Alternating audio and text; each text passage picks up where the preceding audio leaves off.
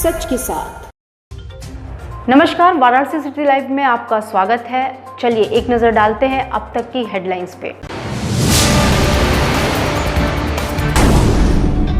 वाराणसी के 2 होनहार छात्रों ने बनाया बोलने वाला डस्टबिन जो यूजलेस मास्क को करता है नष्ट। मड़ुआडी पुलिस के पकड़ में आए 2 शातिर मोबाइल लुटेरे, बरामद हुए लूट और छिनैती के 18 मोबाइल। शिवपुर के प्राचीन रानी पोखरी में अचानक मरी मछलियों के जांच में जुटी नगर निगम प्रशासन। और विद्यापीठ ब्लॉक के प्रमुख के रूप में रेणु पटेल ने ली शपथ, उमड़ी भारी भीड़ से उड़ी कोविड गाइडलाइन की धज्जी। विद्यापीठ ब्लॉक प्रमुख के रूप में रेणु पटेल ने कर्तव्य निष्ठा की शपथ ली। इस दौरान उमड़े भारी हुजूम से कोविड गाइडलाइन की जमकर अनदेखी हुई। मंगलवार को विद्यापीठ ब्लॉक पर नवनिर्वाचित ब्लॉक प्रमुख रेणु पटेल व क्षेत्र पंचायत सदस्यों का शपथ ग्रहण समारोह संपन्न हुआ। इस दौरान ब्लॉक परिसर में लोगों की भारी भीड़ रही। यहाँ न तो किसी को कोविड के संक्रमण का डर था, न तो गाइडलाइन के पालन की परवाह। शपथ ग्रहण अपने निर्धारित समय दिन में 11 बजे के बजाय 11:33 पर शुरू हुआ। मंच पर संचालन करने पहुंचे एडीओ आईएसबी राम कृपाल द्विवेदी ने नवनिर्वाचित ब्लॉक प्रमुख रेणु पटेल को मंचासीन होने के लिए आमंत्रित किया। नारंगी रंग की साड़ी पहने, चेहरे पर मधुर मुस्कान के साथ रेणु पटेल मंच पर पहुंची तो उपस्थित लोगों का हाथ जोड़कर अभिवादन किया। लोगों ने हर हर महादेव के नारे लगाकर रेणु के अभिवादन का जवाब दिया। उनके साथ हरे रंग की साड़ी पहने हुए खंड विकास अधिकारी आराधना त्रिपाठी भी मंचासीन हुई। 11:35 पर निवर्तमान ब्लॉक प्रमुख व नवनिर्वाचित ब्लॉक प्रमुख रेणु पटेल के प्रति प्रवेश पटेल को मंच पर आमंत्रित किया गया। सफेद रंग का कुर्ता पैजामा पहने प्रवेश पटेल मंच पर पहुंचे। उनके साथ भाजपा जिला अध्यक्ष हंसराज विश्वकर्मा भी मंचासीन हुए। इसके बाद 11:42 पर जिलाधिकारी द्वारा शपथ ग्रहण कराने के लिए नामित किए गए अधिकारी पीसी मनरेगा करुणाकर आदि मंच पर पहुंचे। 11:49 पर रेणु पटेल को नामित अधिकारी ने पद एवं गोपनीयता की शपथ दिलाई। इस दौरान सुरक्षा के व्यापक इंतजाम किए गए थे। सुरक्षा की कमान ADC Varuna zone Vinay Kumar Singh, ACP Bhelupur Chakrapani Tripathi, ACP सुरक्षा रत्नेश सिंह, मड़ुआडी थानेदार परशुराम त्रिपाठी, लंका थाने के इंस्पेक्टर क्राइम मोहित यादव, चितईपुर एसओ रमेश कुमार, 75 महिला व 175 पुरुष जवानों के साथ मुस्तैदी से कमान को संभाले हुए थे। विकास के लिए तो रहेगा ब्लॉक के चौमुखी विकास, मेरा जो भी गांव है चौमुखी विकास का करना चाहेंगे और जो भी समस्याएं रहेगी उसको हल करने का प्रयास करेंगे हम। क्या आपके अभी कार्य में जो 5 साल के लिए आपको सोचा है विशेष कार्य कोई ऐसा? विशेष कार्य जो भी पहले था, जो भी छूटा रह गया है, हम उस कार्य को पूरा करने की कोशिश करेंगे। ब्लॉक प्रमुख का चुनाव हुआ, उसका शपथ ग्रहण है। ब्लॉक प्रमुख प्रधानगण सभी के शपथ ले रहे हैं कि भाई जो देश की अखंडता के लिए, क्षेत्र के विकास के लिए जो उनका सपना है आज वो पूरा हो रहा है। आवाज से विकास का काम शुरू हो। मड़ुआडी पुलिस ने 2 शातिर मोबाइल लुटेरों को गिरफ्तार कर उनके पास से लूट और छिनैती के 18 मोबाइल को बरामद किया। मड़ुआडी पुलिस टीम को बीती रात बड़ी कामयाबी हाथ लगी जब उन्होंने सर्विलांस की सहायता से 2 शातिर मोबाइल छिनैतों को महेशपुर से गिरफ्तार कर लिया। पुलिस ने उनकी निशानदेही पर 18 अलग अलग कंपनियों से छिनैती और लूट के मोबाइल बरामद किए हैं। पकड़े गए दोनों अभियुक्त राजमिस्त्री का काम भी करते हैं। इस संबंध में एडीसीपी वरुणा जोन विनय कुमार सिंह ने परिसर में आयोजित एक प्रेस वार्ता की संबोधित करते हुए बताया कि पिछले कई दिनों से मड़ुआडी थाना क्षेत्र सहित शहर के अन्य हिस्सों में मोबाइल छिनैती की घटना हो रही थी। इन घटनाओं पर लगाम लगाने के लिए पुलिस प्रयासरत थी। इस दौरान एक संदिग्ध व्यक्ति गिरफ्तार हुआ था जिसने इस संबंध में अहम सुराग दिए थे। इसके अलावा सर्विलांस के माध्यम से और मुखबिर की सूचना पर महेशपुर तिराहे के पास से 17 जुलाई को मोबाइल लूट में शामिल वाहन के साथ जयकेश कुमार चौहान निवासी बसंत पट्टी गंगापुर थाना रोहनिया और श्याम सिंह चौहान निवासी बसंत पट्टी गंगापुर थाना रोहनिया को गिरफ्तार कर लिया। उक्त अभियुक्तों के कब्जे से निशानदेही पर 18 अन्य लूट और छिनैती के मोबाइल भी बरामद हुए हैं। एडीसीपी ने बताया कि पकड़े गए दोनों अभियुक्त राजमिस्त्री का काम भी करते हैं। पकड़े गए मोबाइल की कीमत लगभग 2 लाख रुपए है। इनके आपराधिक इतिहास के बारे में जानकारी की जा रही है। मोबाइल छीनने और लूट करने वाले गिरोह के 2 शातिर सदस्यों को गिरफ्तार किया है और उनके निशानदेही पे उनके कब्जे से कुल 18 लूट और छीनी गई मोबाइलें बरामद हुई हैं। विगत दिनों से शिकायत भी मिल रही थी कि मड़ुआडी आसपास के थाना क्षेत्रों में मोबाइल छीनने की घटनाएं हो रही थी। 17 जुलाई की रात में 9 बजे के आसपास एक वादी की मोबाइल छीन के लोग मोटरसाइकिल से आ रहे थे, तो वादी ने FIR लिखाया। उससे कुछ इनपुट मिला, इंटेलिजेंस हमें कुछ ऐसा मिला, जैसे इंस्पेक्टर मडुआडी की टीम ने उस पर काम करना शुरू किया और उस इनपुट के बाद जब काम आगे बढ़ाया गया, ऑपरेशन आगे बढ़ा, तो ये काफ़ी अच्छा गुड वर्क हुआ और इनसे मतलब गिरोह का पर्दाफाश हुआ और 2 अभियुक्त जयकेश चौहान और श्याम सिंह चौहान गिरफ्तार किए गए। और ये विगत लगभग 5-6 महीने से आसपास के थाना क्षेत्रों में इस तरह की घटनाएं कर रहे थे। वाराणसी के 2 होनहार छात्रों ने एक ऐसा बोलने वाला डस्टबिन बनाया है जो यूजलेस मास्क को नष्ट भी करता है। बढ़ते कोरोना वायरस को देखते हुए वाराणसी के ट्रस्टी सक्षम स्कूल के छात्र आयुष और रेशमा ने बोलने वाली डस्टबिन का आविष्कार किया है। ये डस्टबिन पुराने मास्क को नष्ट करने के लिए लोगों को स्वच्छ भारत अभियान में साथ देने के लिए प्रेरित भी करता है। ये डस्टबिन मेटल के चादर से बना हुआ है। इसकी हाइट तकरीबन 3 फुट है। डस्टबिन के ऊपरी हिस्से में एक छोटा सा सेंसर ढक्कन लगा है जो किसी व्यक्ति के डस्टबिन के नज़दीक आने पर ऑटोमेटिक ओपन हो जाता है। डस्टबिन के ढक्कन को खुलते ही आप अपने यूजलेस मास्क को डस्टबिन के अंदर डाल दें। डस्टबिन में मास्क के डालते ही अंदर लगा सेंसर 20 सेकंड के लिए डस्टबिन में लगे हीटर को ऑन कर देता है, जिससे मास्क सेकंडों के अंदर जलकर नष्ट हो जाते हैं। डस्टबिन में 200 मास्क के इकट्ठे होने पर डस्टबिन का हीटर ऑन हो जाता है।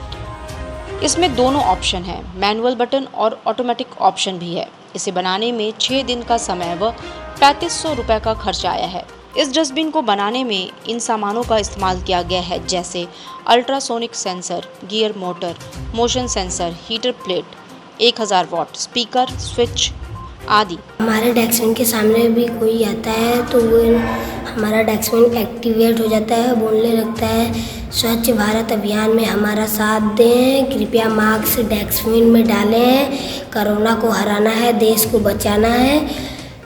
और ढक्कन अपने आप खुल जाता है और 15 सेकंड या 10 सेकंड के लिए हमारा हीटर ऑन हो जाता है।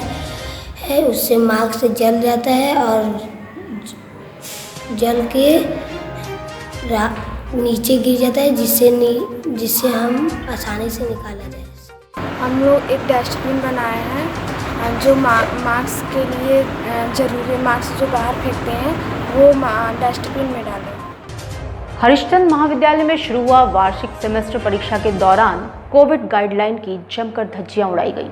महात्मा गांधी काशी विद्यापीठ में एक तरफ चल रही वार्षिक सेमेस्टर परीक्षाओं को कड़ी सुरक्षा व्यवस्था व कोविड के गाइडलाइन के तहत विश्वविद्यालय प्रशासन द्वारा कराई जा रही है, तो वहीं इसी विश्वविद्यालय से संबद्ध हरिश्चंद्र महाविद्यालय में सोशल डिस्टेंसिंग की धज्जियां उड़ाते हुए सेमेस्टर परीक्षा करवाई जा रही है। मंगलवार को महाविद्यालय परिसर में परीक्षा के लिए उमड़े छात्र छात्राओं की भारी भीड़ को देखकर इस बात का अंदाजा स्वतः लगाया जा सकता है। जबकि कोरोना महामारी की तीसरी लहर को लेकर लगातार WHO और IMA की तरफ से लगातार चेतावनी दी जा रही है, लेकिन लगता है महाविद्यालय प्रशासन इसको लेकर अनभिज्ञ है। हमारे कॉलेज के प्रशासन की कितनी बड़ी लापरवाही है। देश में तीसरा लहर आने के कगार पे है और इसके तो सबसे बड़े जिम्मेदार हम मानते हैं अपने प्रिंसिपल और यहाँ के टीचर कर्मचारियों को। आप देख सकते हैं कि इतने बड़े महाविद्यालय में कहीं भी सैनिटाइजर की व्यवस्था नहीं है। एक गेट पे आप देखेंगे छोटी सी सैनिटाइजर की व्यवस्था, वो भी छात्रों द्वारा छात्र संघ के फंड से किया गया है जी। हमारे महाविद्यालय में छात्रों के लिए कोई भी किसी भी तरीके की कोई भी सुविधा नहीं है, ना तो सैनिटाइजर की व्यवस्था, ना तो मास्क। पिछले दिनों चर्चा में आए शिवपुर के प्राचीन रानी पोखरी में अचानक मछलियों के मरने की घटना की जांच में नगर निगम प्रशासन लग गई है। काशी में पौराणिक तालाबों में ऑक्सीजन की कमी के चलते मछलियों के मरने का सिलसिला शुरू हो गया है। शिवपुर में स्थित रानी की पोखरी में अचानक भारी मात्रा में मछलियों के मरने के बाद आसपास तेज बदबू फैलने लगी है। मछलियों के मरने की सूचना के बाद नगर आयुक्त समेत मत्स्य विभाग के अधिकारियों ने पहुंचकर मछलियों के मरने की जांच में जुट गए। स्थानीय लोगों की मदद से मरे हुए मछलियों को तालाब से निकलवाकर गड्ढे में दफन करने का क्रम जारी है। करीब 22 बीघे में फैले इस पौराणिक तालाब में रखरखाव के अभाव में ज़्यादातर जलकुंभी देखने को मिली। मछलियों के मरने का प्रथम कारण पानी में ऑक्सीजन की कमी बताई जा रही है, लेकिन दूसरी ओर जहर की जांच के लिए सैंपल लेकर जांच के लिए भेजा गया है। गर्मी में डिजॉल्व ऑक्सीजन की मात्रा कम होने की वजह से विशेषकर रात में कुछ मछलियाँ हमेशा हताहत होती हैं, कुछ डेथ्स होती हैं, बट इस बार अप्रत्याशित रूप से ज़्यादा डेथ हुई हैं। इसी के चलते कल मैंने मौके का निरीक्षण किया। वहाँ पर डिप्टी डायरेक्टर फिशरीज़ को भी बुलाया गया था, रहमानी जी वे भी आए थे, और इसके अलावा जलकल से और ये Uttar Pradesh pollution control board से पानी की टेस्टिंग भी इसकी करवाई गई है। तो अभी जो टेस्ट रिपोर्ट्स हैं पीएच लेवल इसका प्रॉपर मिला है, तो एसिडिक या एल्कलाइन होने की वजह से डेथ्स नहीं हुई हैं। डिज़ोल्व ऑक्सीजन का लेवल थोड़ा कम है, पर जो जिस तरह से डेथ हुई हैं उस हिसाब से कम नहीं है। तो इसकी जो टेस्टिंग है पॉइजन इत्यादि के लिए, वो उसके लिए लखनऊ रिपोर्ट हमको भेजनी होगी, तो पोल्यूशन कंट्रोल बोर्ड को सैंपल भेज दिया गया है और रीजनल ऑफिसर कालीगढ़ सिंह जी ने उसकी आगे जांच के लिए भी प्रेषित कर दिया है। हमारे स्तर से अभी वर्तमान में क्योंकि दुर्गंध काफ़ी है, इसके लिए वहाँ पर पूरी टीम लगाई गई है। करीब 4 नाव का वहाँ पर प्रबंध किया गया है। 3 नाव मौके पे कार्य कर रही हैं। करीब 4 से 5 टन मछली अभी ऑलरेडी निकाली जा चुकी हैं। मल्टीपल डंपर लगाए गए हैं वहाँ से लगातार हटाने के लिए। इसके अलावा लाइन का छिड़काव उसकी डिज़ोल्व ऑक्सीजन को सपोर्ट करने के लिए किया गया है। और इसके अलावा हम लोग जो कोने कोने में जहाँ पे जलकुंभी हो गई है, जिसकी वजह से कुछ मछलियाँ अटकी थीं और डिज़ोल्व ऑक्सीजन की मात्रा कम हुई होगी, उसको भी क्लीन करवाने के लिए एक बार जब हम मछलियाँ वहाँ से हटा लेंगे, उसको भी हटाने की कार्रवाई की जाएगी। अब लेते हैं छोटा सा एक ब्रेक। वाराणसी लाइव, सच के साथ। गंगा की लहरों से गलियों के छोर तक, जनता के जोर से बाजारों के शोर तक, सर्किट हाउस और पुलिस कमिश्नरेट तक हम करेंगे सबकी बात।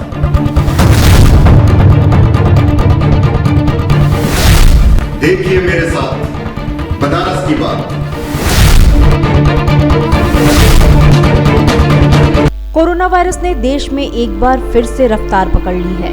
ऐसे में जरूरी है कि सभी लोग पूरी एहतियात बरतें। घर से बाहर निकलते समय मास्क का सदैव प्रयोग करें। समय समय पर हाथों को सैनिटाइजर से सैनिटाइज करें। ज्यादा भीड़ भाड़ वाली जगहों में जाने से बचें। 2 गज की दूरी का पालन करें। स्वस्थ रहें, सुरक्षित रहें। जनहित में जारी वाराणसी लाइव। वाराणसी लाइव, सच के साथ। ब्रेक के बाद आपका स्वागत है। स्वास्थ्य विभाग के लिपिक वर्गीय कर्मचारियों ने सीएमओ कार्यालय पर प्रदर्शन कर स्थानांतरण की कार्रवाई को अनियमिततापूर्ण बताया। मंगलवार को सीएमओ कार्यालय पर अनियमित स्थानांतरण को लेकर लिपिक वर्गीय कर्मचारियों ने विरोध में धरना प्रदर्शन किया। UP medical and public health ministerial association के बैनर तले प्रांतीय अध्यक्ष एवं महामंत्री के निर्देश पर मुख्य चिकित्सा अधिकारी के कार्यालय पर धरना प्रदर्शन करते हुए कार्य बहिष्कार किया गया। धरना के दौरान उत्तर प्रदेश सरकार को मुख्य चिकित्सा अधिकारी के माध्यम से पत्र सौंपा गया, जिसमें कहा गया कि निदेशक प्रशासन चिकित्सा एवं स्वास्थ्य सेवाएं उत्तर प्रदेश लखनऊ द्वारा की जा रही प्रशासनिक अनियमितता के दृष्टिगत उन्हें निलंबित कर उच्च स्तरीय जांच कराई जाए। धरना प्रदर्शन के कारण जनपद में किसी भी विभागीय कार्यालय में कोई कार्य नहीं हुआ। आज मंगलवार के दिन होने के कारण विकलांग बोर्ड, मेडिको लीगल, हस्तांतरित कर्मचारी को ज्वाइनिंग, रिलीविंग, चिकित्सालय के रजिस्ट्रेशन इत्यादि समस्त कार्य पूरी तरह से ठप रहा। 2800 बाबुओं में से 1700 बाबुओं का हस्तांतरण कर दिया गया है और जो विकलांग कर्मचारी हमारे थे उनका भी हस्तांतरण किया गया है। दंपत्ति नीति के अंतर्गत भी किया गया है तथा जो सेवानिवृत्ति जिनका 2 साल से कम है उनका भी हस्तांतरण किया गया है। जबकि शासनादेश में स्पष्ट वर्णित है कि इन लोगों का हस्तांतरण किसी भी दशा में नहीं किया जाएगा। फिर भी तानाशाही रवैया अपनाते हुए उनके द्वारा इस तरह के लोगों का भी हस्तांतरण किया गया है तथा महिलाओं को 1,000 किलोमीटर दूर हस्तांतरण किया गया है। इनके तानाशाही रवैये से क्षुब्ध होकर जो हम लोगों का अनवरत धरना चल रहा है तथा इस धरने के चलते आज वाराणसी जनपद में एक भी स्वास्थ्य प्रमाण पत्र नहीं बन पाए तथा विकलांग सर्टिफिकेट जो मंगलवार के दिन वाराणसी जनपद में बनता था, अन्य जनपदों में सोमवार को बनता था, लेकिन वाराणसी में जो मंगलवार को बनता था, एक भी विकलांग सर्टिफिकेट आज किसी भी कीमत पर जारी नहीं हो पाया। अन्य भी सारे कार्य प्रभावित रहे। जो लिपिक वर्गीय करते हैं बाबू सारे कार्य प्रभावित। वाराणसी के 5 खंड शिक्षा अधिकारियों का गैर जनपद में स्थानांतरण हो गया, जिसके सम्मान में सोमवार को बीएसए कार्यालय में विदाई समारोह का आयोजन किया गया। सोमवार को पुलिस लाइन स्थित बीएसए कार्यालय में जनपद के 5 विकासखंड शिक्षा अधिकारियों का गैर जनपद में स्थानांतरण पर विदाई समारोह आयोजित किया गया। इस कार्यक्रम की अध्यक्षता करते हुए जिला बेसिक शिक्षा अधिकारी राकेश सिंह सभी स्थानांतरित हुए खंड शिक्षा अधिकारियों के कार्यों की जमकर प्रशंसा करते हुए इनके उज्जवल भविष्य की कामना की और कहा कि आप जहां भी गए हैं वहां यहां से भी अच्छा काम करें, साथ ही बेहतर कार्य करके शासन के मंशा के अनुरूप शिक्षा के स्तर के ऊंचाइयों को पहुंचा। खंड शिक्षा अधिकारियों का स्थानांतरण हुआ है, उन्हीं का आज सम्मान समारोह रखा गया था। उनका इस सम्मान में ये कार्यक्रम रखा गया था। उन लोगों ने जो उत्कृष्ट कार्य किए हैं उसको याद दिलाने के लिए हम लोगों ने उनका सम्मान समारोह रखा था और इस कार्यक्रम में उनको अग्रिम जनपद में जाने की शुभकामनाएं दी। बता दें कि काशी विद्यापीठ ब्लॉक के एबीएस ब्रिजेश राय का स्थानांतरण वाराणसी से बलिया मॉडल ब्लॉक, सेवापुरी के एबीएस दुर्गा प्रसाद सिंह का स्थानांतरण भी वाराणसी से बलिया, बड़ा गांव ब्लॉक के एबीएस लालजी का स्थानांतरण वाराणसी से भदोई, हरौआ ब्लॉक के एबीएस ब्रिजेश श्रीवास्तव का वाराणसी से आजमगढ़ व पिंडरा ब्लॉक के एबीएस रमाकांत सिंह का स्थानांतरण सोनभद्र हो गया है। विदाई समारोह के अवसर पर बेसिक शिक्षा संघ के अध्यक्ष राजीव पांडे सहित जिला समन्वयक बालिका दुर्गावती सिंह, जिला समन्वयक एमडीए आशीष बरी, जिला समन्वयक प्रशिक्षक भोला नाथ विश्वकर्मा व जिला समन्वयक राहुल चतुर्वेदी आदि उपस्थित थे। राज्य मंत्री डॉक्टर नीलकंठ तिवारी का उनके समर्थकों ने केक काटकर हर्षोल्लास के साथ जन्मदिन मनाया। शहर दक्षिणी के लोकप्रिय विधायक व उत्तर प्रदेश सरकार के मंत्री डॉक्टर नीलकंठ तिवारी के जन्मदिन के अवसर पर पंडित दीनदयाल उपाध्याय मंडल के अध्यक्ष गोपाल जी गुप्ता ने आज मंगलवार को अपने आवास पर केक काटकर बधाई व शुभकामनाएं दी, जिसमें प्रमुख रूप से पूर्व मंडल अध्यक्ष देवेश सिंह, मंडल उपाध्यक्ष गोविंद यादव, पूर्व पार्षद गिरीश चंद्र श्रीवास्तव, प्रदेश कार्य समिति ब्रिजेश सिंह पटेल, महामंत्री राजीव सिंह डब्बू, महामंत्री संजय केसरी, मंडल मंत्री सोहन विश्वकर्मा, सोनू, सेक्टर संयोजक मनीष गुप्ता, वार्ड सचिव अमित श्रीवास्तव, अमित सोनी, कार्य समिति सदस्य प्रदीप तिवारी आदि प्रमुख रूप से उपस्थित रहे। माननीय नीलकंठ तिवारी जी राज्य मंत्री, उनके जन्म दिवस पे हम लोग आज कबीर चौरा हॉस्पिटल में मरीजों को फल वितरण किए हुए हैं और केक काट करके हम लोग सेलिब्रेट कर रहे हैं। काशी अग्रवाल समाज ने कोरोना काल के दौरान अपने समाज के दिवंगत लोगों के लिए सामूहिक प्रार्थना सभा का आयोजन किया। कोरोना महामारी काल में वरिष्ठ अग्रबंधुओं का जिनका की समाज में महत्वपूर्ण कार्य में विशेष योगदान रहा है, उन बंधुओं के असमय स्वर्गारोहण होने पर काशी अग्रवाल महासभा द्वारा एक सामूहिक प्रार्थना सभा का आयोजन अग्रवाल भवन सुड़िया सोमवार को सायंकाल किया गया। उक्त अवसर पर श्री काशी अग्रवाल समाज के अग्रबंधु अशोक अग्रवाल, सभापति विनोद सेठ, महामंत्री अखिल भारतीय वैश्य सम्मेलन अनिल जैन, प्रबंधक डिग्री कॉलेज रचना अग्रवाल, बेटी पढ़ाओ बेटी बचाओ आनंद अग्रवाल, विवेक अग्रवाल, नरेंद्र अग्रवाल, गौरव अग्रवाल एवं समाज सेवियों द्वारा दिवंगत आत्मा को अपने चरणों में स्थान देने की प्रार्थना की, पुष्प एवं माला द्वारा अपनी सच्ची श्रद्धांजलि अर्पित की। इस अवसर पर काशी अग्रवाल महासभा के संरक्षक एवं प्रमुख समाज सेवी दीपक अग्रवाल ने काशी अग्रवाल महासभा के द्वारा किए गए कार्यों की भूरी भूरी प्रशंसा की और कहा कि महासभा अपने बुजुर्गों, भाइयों, बहनों एवं रिश्तेदारों के प्रति अपनी सच्ची श्रद्धांजलि अर्पित कर रहा है। उनके लिए प्रार्थना सभा का आयोजन किया गया है। इनके लिए महासभा के सभी सदस्य बहुत ही बधाई के पात्र हैं। आज के दिन इससे हमें ये सीख मिलेगी कि हमारे जो लोग हमको छोड़कर चले गए, उनके दिखाए रास्ते पर हम चल सके, यही उनके प्रति सच्ची श्रद्धांजलि आज होगी। जिनकी सेवाएं अतुलनीय रही है, बहुत ही जबरदस्त समाज में और जिस भी क्षेत्र में रहे, उन लोगों ने काम किया और बखूबी काम किया। हम सभी को अत्यंत दुख है उनके चले जाने से और पूरा अग्रवाल समाज, काशी अग्रवाल महासभा नहीं, पूरा अग्रवाल समाज में। इसी के साथ खबरों का सिलसिला यहीं समाप्त होता है। कल फिर मिलेंगे, तब तक के लिए नमस्कार।